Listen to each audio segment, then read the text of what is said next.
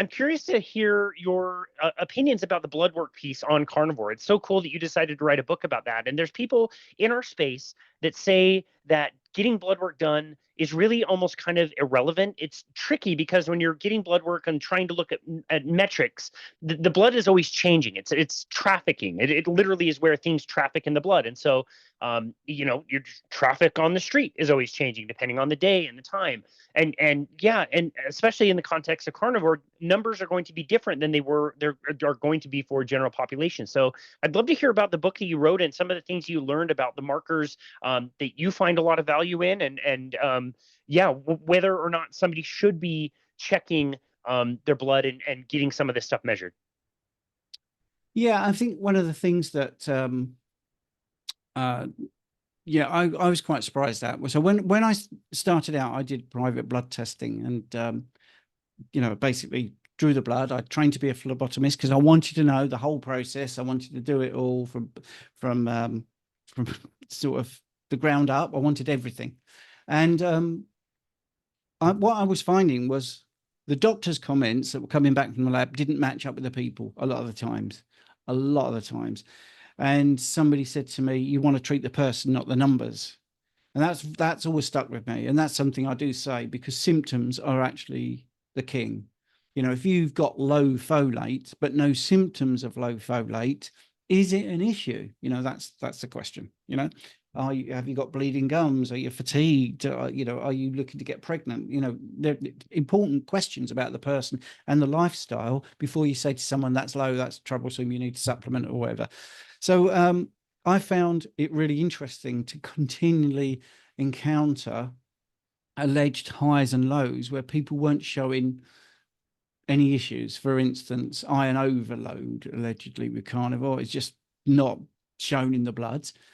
Another one, and it's the biggest one really, which is the HbA1c, which is a terrible marker, an absolutely terrible marker once you start eating this way. And it's also, all this next thing is all provable. So when it goes up, people start to panic. Unless they're eating this way, I would panic. If they were eating a high carb diet, I think, oh yeah, that's really bad. Even though there are things you can do to see why that's happening, even in that situation. But let's keep this nice and simple. Your red blood cells have a period of time where they're going to live. That's the assumption. So when you do an HbA1c reading, that isn't a reading. It's not a direct measurement. It's a calculation with an assumption. So when I started, I was told if you get a very low HbA1c, you have to check if the person is hemolytic anemic. And I'm like, right, what does that mean? Well, it means their red blood cells die too soon, and therefore it throws the calculation out. Okay, now I remembered that, and I thought, well, if we suddenly get an artificially high one, probably the red blood cells are living longer than is expected. So it's in the mainstream medicine about the lower, but not about the higher. Now, there is a thing that shows whether your red blood cells are lasting longer. It's called the reticulocyte count, which I now include for people that are worried about their HbA1c. There's also continual glucose monitors, and also people getting their fasted glucose, C-peptide, and their fasted insulin measured.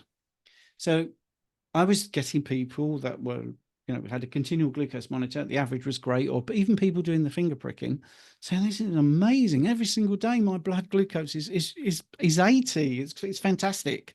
Or the continual glucose monitor showing this great average. And then they go and get labs, and their HbA1c is whatever it is, 5.8 or 6 or something like that. And they go, it doesn't make any sense.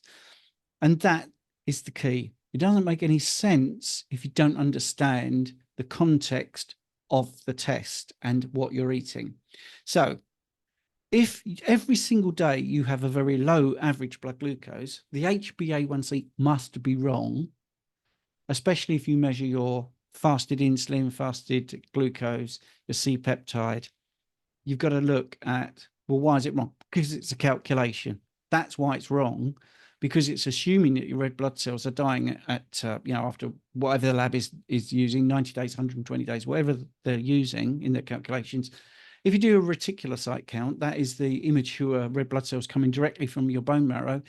And this is what always happens. If someone has that situation, they are definitely producing less red blood cells because they're so healthy from this environment of the way we're eating.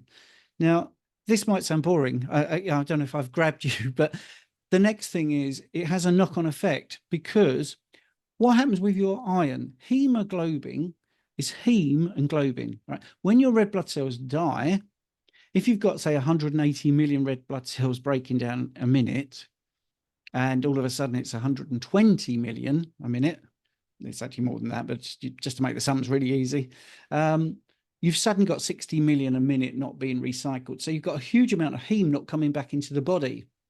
So what will happen there? Well, the body will change its ferritin level, because it's suddenly detected incoming heme iron. And by the way, 90% of our iron in our body is coming from recycled blood cells. It's not coming from food. Food has a very small effect on the iron in our body. So Wow. hence me talk about iron overload. It's not a big issue on carnivore. Red blood cell turnover is. So what happens? The body senses there's less recycling of heme from the hemoglobin, from the red blood cells, because they're living longer. Therefore, it puts its ferritin up. So you suddenly tick another box. I would always make people understand that they need the full iron panel as well. The TIBC, UIBC. There's things you can get, your serum iron, ferritin, transferrin, saturation. All those things all help to build a picture. But once you understand that, you can then get into other things, because it has a knock-on effect on so many other things. In fact, all the markers that tend to be problematic for people either involve not understanding processes in the body when there's not so many carbs coming in, or just not understanding it's a calculation. So the EGFR, when you look at the filtration rate of the kidney, the E is estimated. We even know that it is an estimate, because it says if you're this nationality, we reckon it's filtering at this rate. If you're different, it's this rate. So we're knowing it's not an actual measurement of filtration, it's a calculation. Well, the calculation is based on the creatinine. Well, if you eat more protein, you have more creatinine, which is a waste product of protein metabolism. So your EGFR looks lower. So it looks like your kidneys are getting tanked. That's the expression people use. But when you do a proper test called the cystatin C test, you see that you haven't got a problem, because you've taken the calculation out. So here we've got now we've got the iron overload thing ticked off, HbA1c ticked off, EGFR ticked off, all different under this way of eating, all completely different. So then you get my T3 is going to tank. No, it's lower on this way of eating. I think I explained it earlier in this interview.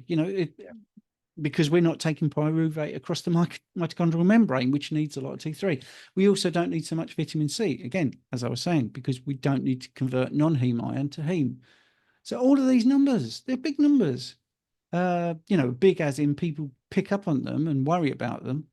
And then there's also idiots that say, oh, this low level of insulin, that's going to be a problem long term. You need to keep boosting your insulin. Well, that's absolutely ridiculous. Where's that come from? Based on what?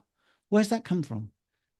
It's just people speculating who don't know, because they're looking at normative ranges and going, oh, that's low. No, it's not low. It's low in the context of 45 to 65% carbohydrates. But in this way of eating, that's really good. So I'm sounding a little bit like I'm ranting. Sorry, it's just something I'm passionate about, because people get scared and they go off this way of eating because someone's gone, that number's wrong. It's got a red flag. It's too low. It's too high. No, it isn't. It's appropriate for this way of eating. So hence I wrote the book. And, there's a big section on LDL, LP little a, ApoB, all the misconceptions around that. So, yeah. And oxidized LDL, that's another one. Luckily, I had a client that had, enough money to be able to do really regular blood testing to prove this. There's a test called PLAC, the plaque test, or plaque 2, and it looks at an enzyme, and it's allegedly associated with cardiovascular events. And if that's high, it means you're really going to have a problem. But the function of the enzyme that it's testing is to degrade oxidized LDL. And there we go. So that guy actually had that test at my recommendation and did have high levels of oxidized LDL. And I said, that has been flagged, but it's probably doing its job. It's probably high because it's going to tackle your oxidized LDL. 3 months later, that oxidized LDL, which was in the thousands, was down to like 300 in the green. Well, how did that happen? Because the guy didn't change his diet. He was already carnivore. Well, I tell you how that happened. The enzyme that the plaque test 2 looks at was elevated, doing its job, degrading it. So I think it's just understanding it a little bit more than just looking at the numbers and saying, oh, that's out of range.